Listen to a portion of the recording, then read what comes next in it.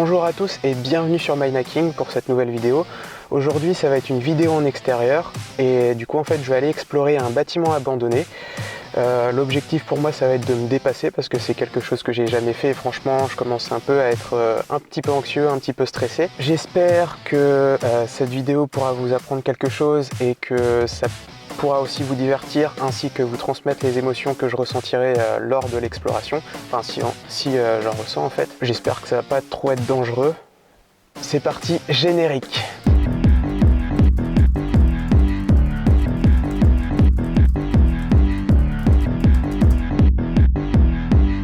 Donc là je suis arrivé dans le village où se situe le bâtiment abandonné que je vais explorer. Il me reste de la marche, donc j'ai pas garé ma voiture juste à côté, j'ai pas envie de me faire choper parce que c'est l'urbex, c'est interdit. Donc si vous souhaitez par exemple faire de l'urbex, c'est mieux d'y aller à plusieurs et pas tout seul, enfin faites pas comme moi, là je suis tout seul. Sinon faut prendre des précautions aussi, donc là au cas où j'ai pris 2 téléphones portables, si j'en casse un, donc au cas où je pourrais appeler les urgences avec. Et sinon j'ai pris un chargeur de batterie externe pour mon téléphone si j'ai plus de batterie. J'ai pris un masque au cas où s'il y avait de la poussière ou des produits chimiques. Et sinon un pansement si je me fais une blessure. Enfin j'espère pas me blesser en tout cas. Allez, je vais me rendre sur les lieux. Du coup ça y est, je suis arrivé sur les lieux. Donc je vous présente le sanatorium du Vexin. Bon, je parle un petit peu bas parce que j'ai vu qu'il y avait beaucoup de personnes qui... Enfin, j'ai vu des personnes aller dans le bâtiment et j'ai vu des personnes rôder autour du bâtiment, donc c'est un peu chaud. Alors ce bâtiment a été dessiné par 2 architectes, Edouard Crevel et Pierre-Jean Déco. Ce bâtiment a été construit à la suite de nombreux cas de tuberculose pulmonaire recensés à la fin des années 20. En France, en 1929, du coup, il y a eu 700 000 cas de personnes atteintes de la tuberculose. Donc c'était quand même une épidémie assez importante. Comme vous pouvez le constater, je suis un peu au milieu de nulle part. C'est un des plus grands sanatoriums jamais construits au XXe siècle. Donc un sanatorium, c'est un établissement médical qui permet en fait, qui a pour objectif de soigner des personnes atteintes de diverses formes de tuberculose. Bon, je pense que je vais essayer un autre passage. Tout à l'heure, je voulais passer par derrière, mais il y avait déjà une personne. En plus, je marche sur du verre. Il y a une entrée.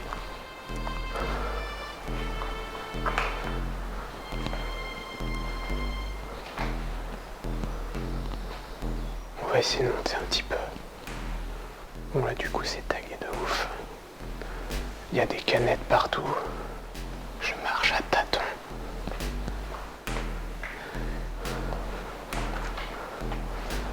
Regardez. C'est perdu au milieu de la forêt. Bonjour. J'ai eu peur aussi hein. Ouais.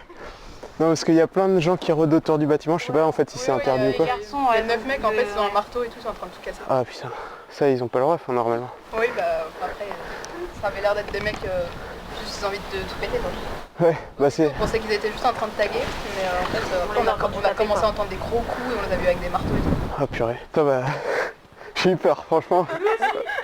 Du coup là je crois que je suis sur le toit terrasse du sanatorium.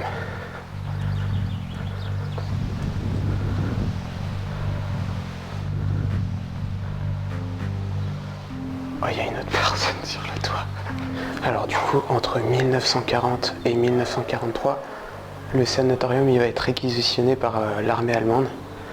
Donc les patients atteints de la tuberculose vont être déplacés dans des centres de cure en province. Et ça va devenir un camp d'internement pour les gens suspectés d'actes de résistance. 1500 femmes et hommes vont être détenus ici. La capacité maximale de personnes qui peuvent être ici, c'est 150. Et en décembre 1940, il y en avait plus de 600. Et du coup, certains prisonniers ont été déplacés vers d'autres camps d'internement. Putain, il y a un nid de guêpes.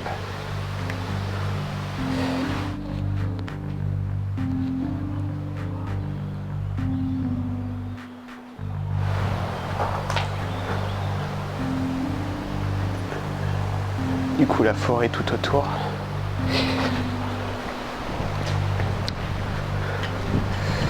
Normalement il y a une salle de spectacle ici et je vais essayer de la trouver.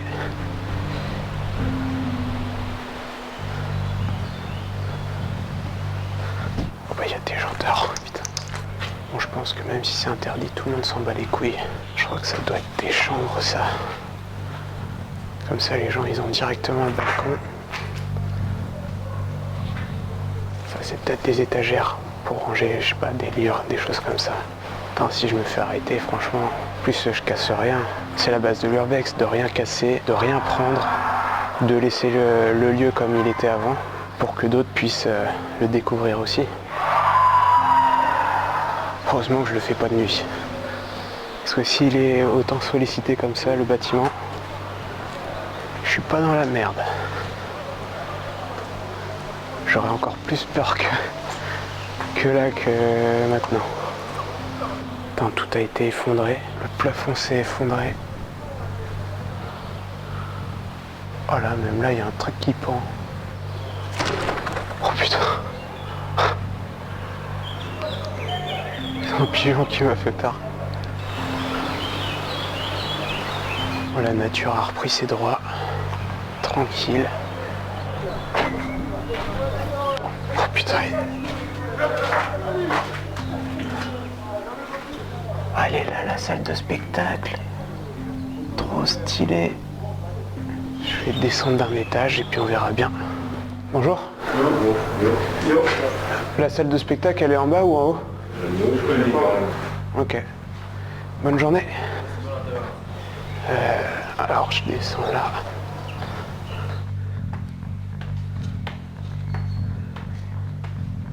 Et ouais, je vous emmène avec moi là où les plus grands films ont été réalisés.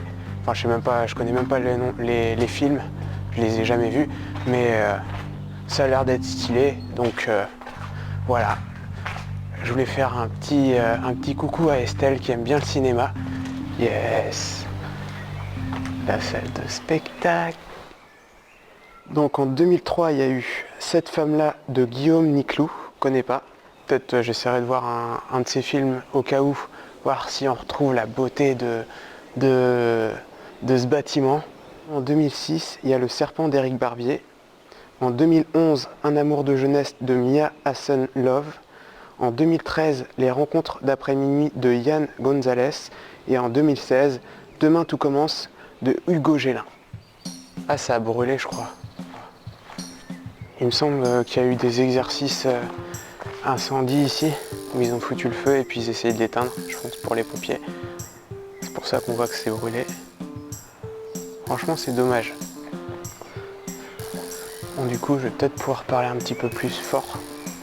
J'ai stressé pour rien en fait. Parce que si c'est des gens qui tournent un clip, franchement, j'ai rencontré des gens hyper sympas là. Une genre de salle de bain. Putain, c'est tout cassé ici. Ouais, là, il n'y a rien. Hop.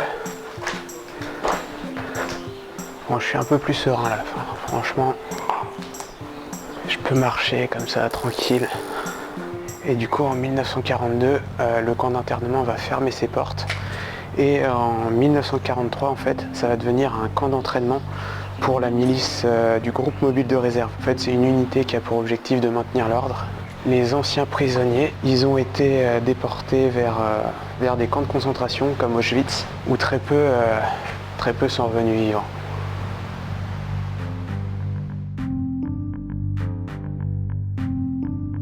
Je vous cache pas, j'ai choisi ce spot d'urbex parce qu'il semblait le plus simple à faire pour commencer. Pas trop dangereux parce que bon, même s'il y a des choses qui partent un petit peu en couille comme ça là, des débris de verre et tout, normalement le béton ça devrait bien tenir. Enfin, c'est hyper solide, de bonne qualité. Des dizaines d'années plus tard, en fait, c'est devenu un centre médical pluridisciplinaire parce qu'en fait il y avait moins de cas de tuberculose. Et après, il a fermé ses portes dans les années 70. Et en 1999, le sanatorium va être classé au titre des monuments historiques. En même temps, c'est assez riche d'histoire. Enfin, il s'est passé plein de choses ici. Je me rends compte que j'ai stressé pour rien. Mais je suis quand même très content d'avoir fait cette urbex pour une première fois. Après ça, on montera crescendo comme ça, on fera des trucs encore plus stylés si on peut. Par contre, il y a des graffitis stylés.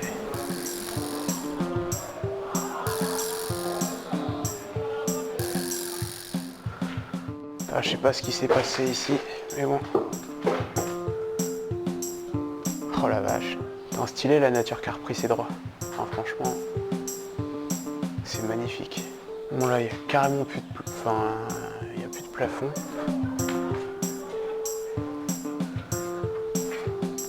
Ah, c'est des casiers ça. Peut-être là où les soignants en fait s'habillaient.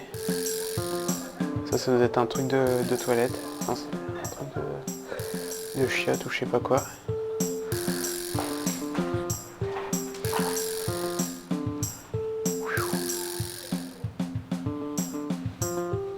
Oh purée. Ça pendouille.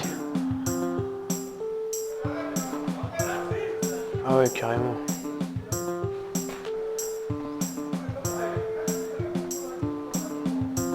Ça, je dois être, je sais pas, au rez-de-chaussée. Mais c'est quasiment comme ça sur tous les bâtiments.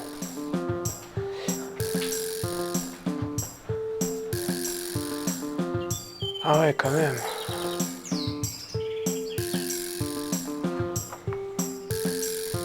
Il y a une petite cour ici. Oh, je suis sorti. Oh. Un petit préau. Oh, il y a une cave. Putain, par contre, dommage que j'ai pas pris ma lampe torche. Elle est restée dans la voiture. Oh, il y a un dédale. Mais je vais mettre mon masque avant. Par contre, après, je vois plus avec la baie. J'ai une lampe de torche au cas où. Mon portable. Allez, c'est parti.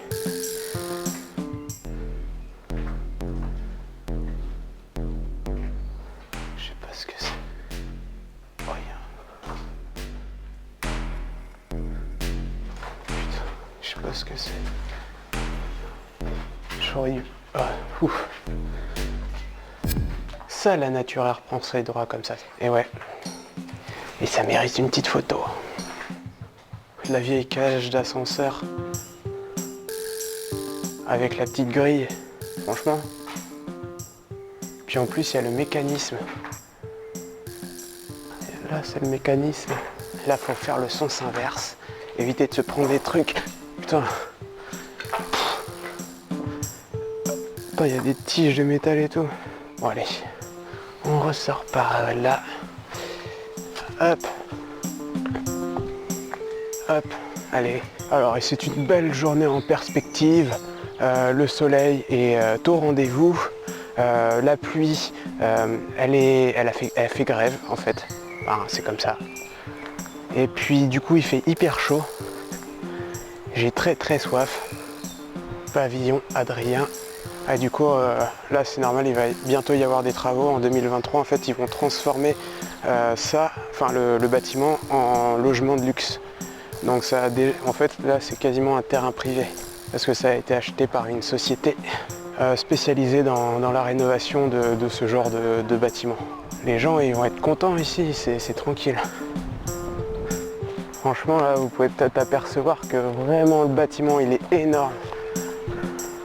Franchement, les gens que j'ai croisés, ils avaient l'air sympas. J'ai discuté avec deux groupes de personnes. Mais c'était très intéressant de voir des gens parce que ça faisait très longtemps que j'ai pas vu de gens. Oh là là, et discuter avec des gens, qu'est-ce que ça fait du bien. En vrai, je savais pas qu'il y avait des gens. Et je pensais pas qu'il était aussi facilement accessible que ça, le bâtiment. Ouais, j'ai stressé pour rien. Oh, ça y est, je suis enfin retourné à ma voiture après 20 minutes de marche. Du coup, ça fait, je sais pas, ça fait 40 minutes de marche en tout. Enfin, plus la marche dans le bâtiment. Là, on retourne au studio et on vous fera un point stress. Pourquoi j'ai stressé autant comme ça alors qu'il n'y avait pas besoin de stresser comme ça?